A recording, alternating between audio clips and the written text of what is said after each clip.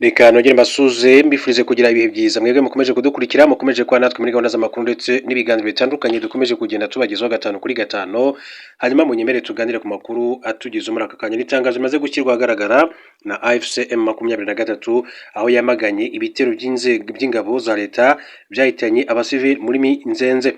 Umuvugizi wa AFC 23 Lawrence Kanyuka yatangaje ko iri huriro ryamaganye ibitero by'ihuriro ry'ingabo za leta ya Repubulika ya Demokarasi ya Kongo FARDC wazalendo n'abarundi byahitanye abasivili mu gace ka Minzenze. Ibitero byagabwe kuwa gatandatu tariki 24 Mutarama 2026 bikaba kandi byanifashishijwemo indege zitagira abapilote zizwi nka drone mu kurasa ku basivili. Alliance Fleuve Congo M23 yatangaje ko ibyo bitero byasize impfu nyinshi z'abasivili b'inzirakarengane muri Minzenze. Mu butumwa bwashyizwe hanze na Lawrence Kanyuka yavuze ko iri huriro riri gutanga abagabo ku muryango mpuzamahanga ku bikorwa by'ihotera kandi bikomeje gukorerwa abaturage no kurenga kandi ku gahenge kasabwe bikozwe n'ubutegetsi bwa Kinshasa. Yakomeje agira ati ubutegetsi bwa Kinshasa bukomeje kandi gushyira mu bikorwa politike y'ubuhumyi yo gukorera ibikorwa by'ihoterwa n'urugomo abasivili, kwangiza imitungo yabo mu gihe kandi umuryango mpuzamahanga ukomeje guceceka. Ibyo bitero kandi bibaye nyuma y'uko kuwa gatanu tariki 23 Mutarama 2026 izo ngabo zagabye ibitero byo ku butaka mu bice bya Rugezi ndetse na Mukoko. Ibitero byo mu bice bitandukanye kandi bikomeje kwiyongera nyuma yaho ingabo z'ihuriro ya mama 23 ziviriye mu mujyi wa Uvira ku bushake, nubwo zari zasabye ko uwo mujyi wazajyamo ingabo zidafite uruhande zibogamiyeho. Iza FARDC na wazalendo zamaze kwigabiza ndetse kandi ingabo z'abarundi zongeye kandi koherezwa muri Repubulika ya Demokarasi ya Kongo cyane cyane by'umwihariko muri Sud Kivu cyangwa muri Kivu y'Amajyepfo hariya mu bice bitandukanye bya za Uvira. Afrika y'Epfo, Ministre w'Imari muri Afrika y'Epfo yitwa Enoch Godongwana yemeje ko igihugu cye kigiye kwikura mu ihuriro ry'ibihugu G20 bikize ku isi rizwi nka G20 mu gihe Leta Zunze Ubumwe za Amerika kandi ziyoboye umuryango. Ubwo yari mu nama mpuzamahanga yiga ku bukungu yabereye i Davos mu Suisse, uwitwa Godongwana yavuze ko iki gihugu kandi cye cyafashe icyemezo cyo kuba kivuye muri uwo muryango by'agateganyo. Perezida wa Leta Zunze Ubumwe za Amerika Donald Trump mu Gushyingo 2025 yavuze ko Afrika y'Epfo itari gutumirwa mu nama y'iryo huriro iyo Amerika iba ariyo yakiriye. Inama y'abakuru b'ibihugu bya G20 umwaka ushize kandi yakiriwe na Afrika y'Epfo. Umwanzuro wo kwikura muri G20 kandi kuri Afrika y'Epfo uje mu gihe kandi umwuka hagati yayo na Amerika utameze neza. Ministre Enoch Godongwana yavuze ko bizeye ko ijwi rya Afrika rizakomeza kumvwa binyuze mu muryango wa Afrika yunze ubumwe, ariko ko yizeye ko mu gihe Ubwongereza kandi buzaba buyoboye umuryango butazakora nka Amerika mu gihe buzaba buyoboye uwo muryango muri G20 muri 2027. Mu Ukuboza 2025 Leta Zunze Ubumwe za Amerika yatangaje ko izakira inama y'ibihugu bigize G20 2026 ariko itazatumira Afrika y'Epfo yayakire muri 2025 ndetse yamaze no gusiba ku rubuga amakuru yose yerekeye imyanzuro yafatiwe mu nama G20 yabereye muri Afrika y'Epfo. Ibihugu bigize G20 birimo Argentine, Australia, Brazil, Ubwongereza, Canada, Ubushinwa, Ubufaransa, Ubudage, Ubuhinde, Indonesia, Ubutaliyani, Ubuyapani, Mexique, Urusiya, Arabia Saudite, Afrika y'Epfo, Korea y'Epfo, Turkiya ndetse na Leta Zunze Ubumwe za Amerika. Akaba rero abangaba rwose witwa Enoch Godongwana wa South Africa akaba amenyesha ko bagiye kwikura muri G20.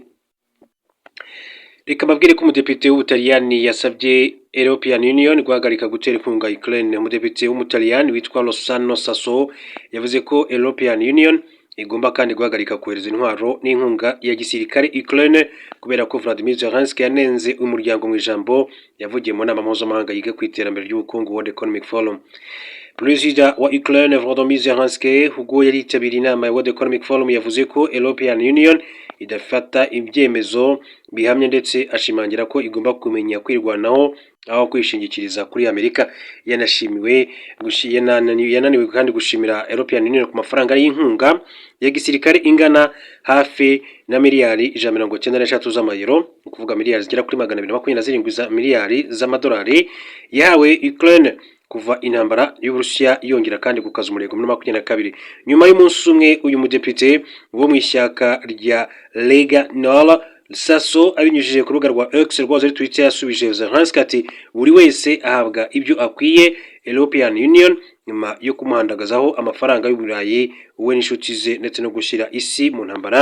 Ubu itangiye kandi gutukwa nta zindi ntwaro, nta yandi mafaranga y'Ubutaliyani ku ntambara itari yacu. Soso yongeyeho ko niba European Union koko ishaka gufasha abaturage ba Ukraine aho gukomeza kandi intambara ndetse no gukungahaza abanyapolitiki bamwe, igomba gusaba Zelensky kwemera amahoro. Minisitiri w'ububanyi n'amahanga kandi w'Ubutaliyani Antonio Tajani yavuze ko ijambo rya Volodymyr Zelensky ritarimo ubumuntu ugereranyije n'ubufasha European Union yatanze kuri Ukraine. Perezida wa Komisiyo y'Umuryango w'Ubumwe bw'Uburayi Ursula von der Leyen we yavuze ko bikorwa kandi bivuga kurusha amagambo, agira ati turabizi ko nta kintu twagereranya n'igitambo cy'abaturage ba Ukraine, gusa icyo dushobora kandi gukora ni ukubaba hafi kandi imibare irivugira. Uburusiya bwo kenshi bwamaganye intwaro zituruka muri Amerika na European Union zoherezwa muri Ukraine, ivuga ko bitazabuza kugera ku ntego zayo mu ntambara bahanganyemo n'igihugu cya Ukraine. Hanyuma yari makuru babwira ko abarenga 670,000 babuze amashanyarazi. Aha ni muri Leta Zunze Ubumwe za Amerika. Byagenze bitewe kugira ngo baze kubura umuriro w'amashanyarazi. Amakuru avuga ko kugeza ku 25 Mutarama 2026 ku manywa ingaruka zatewe n'urubura rwinshi cyane, ubukonje n'umuyaga byibasiye Amerika, by'umwihariko muri Leta 12 zari zageze ku barenga 670,000 babuze amashanyarazi, ndetse n'ingendo z'indege zirenga 15,000 zirasubikwa. Icyo kiza kibasiye Amerika mu bice byinshi cyane byaho, ariko by'umwihariko mu majyepfo no mu burengerazuba, ndetse byakajije umurego ku itariki 24 Mutarama 2026. CNN yatangaje ko kuri iki cyumweru ingendo z'indege zose hamwe zirenga 15,000 harimo izirenga 4,000 zahagaritswe kuwa gatandatu, izirenga 9,900 zahagaritswe ku cyumweru, n'izindi 1,800 zari ziteganyijwe ejo kuwa gatandatu tariki 26 Mutarama 2026. Muri rusange ahibasiwe cyane mu majyepfo y'uburengerazuba bwa Amerika muri Leta 12, ariko ibura ry'amashanyarazi ryazonze cyane Leta enye arizo Louisiana, Mississippi, Texas ndetse na Leta Tennessee, aho abarenga 670 bari muri kizima. Perezida Donald Trump wa Leta Zunze Ubumwe za Amerika yavuze ko icyo kiza cy'ubukonje bukabije cyihariye mu mateka y'icyo gihugu, ariko yizeza abaturage be gukomeza kugikurikira, ndetse kandi aca iteka rigena inkunga yo ku rwego rw'igihugu mu gutabara abahuye n'ibiza birebana n'ubushobozi bwa leta. Ati turakomeza kandi gukurikirana iby'iki kiza, kandi turakomeza guhanahana amakuru muri leta zose muri iki gihe cy'ubukonje bukabije. Mukomeze kwitwararika kandi mushake uko mwishyushya. Abayobozi kandi basabye abaturage kwitegura babika ibiryo bihagije, amazi n'ibikomoka kuri peteroli bakenera kugira ngo babashe kuguma mu rugo, kuko ingaruka z'ubukonje kandi bukabije zishobora kwiyongera muri izi leta zitandukanye muri Leta Zunze Ubumwe za Amerika, kuko amakuru akomeza kugenda bishimangira. Hanyuma amakuru yacu reka yasoreze kuri inkuru muri Taiwan. Mbabwire ko Taiwan umugabo yaciye agahigo ko kurira inyubako igeretse inshuro 101 adakoresheje umugozi nk'uko byagaragaye.